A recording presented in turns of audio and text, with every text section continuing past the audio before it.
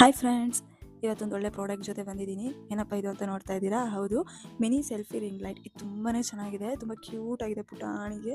So ಇದಕ್ಕೊಂದು chargeable cable ಕೂಡ ಕೊಟ್ಟಿರ್ತಾರೆ. ಸೊ ಮೊಬೈಲ್ಗೆ ನಾವು ಹೋಲ್ಡ್ ಮಾಡಿಕೊಂಡು ಸೆಲ್ಫಿ ತೊಗೊಬೇಕಾಗಿರ್ಬೋದು ಅಥವಾ ವೀಡಿಯೋ ತೊಗೊಳ್ಬೇಕಾದ್ರೆ ತುಂಬಾ ಯೂಸ್ಫುಲ್ ಆಗುತ್ತೆ. ಎಲ್ಲರೂ ಟ್ರಾವೆಲ್ ಮಾಡಬೇಕಾದ್ರೆ ಈ ದೊಡ್ಡ ದೊಡ್ಡ ರಿಂಗ್ ಲೈಟ್ಗಳನ್ನ ತೊಗೊಂಡು ಹೋಗೋಕ್ಕಾಗಲ್ಲ.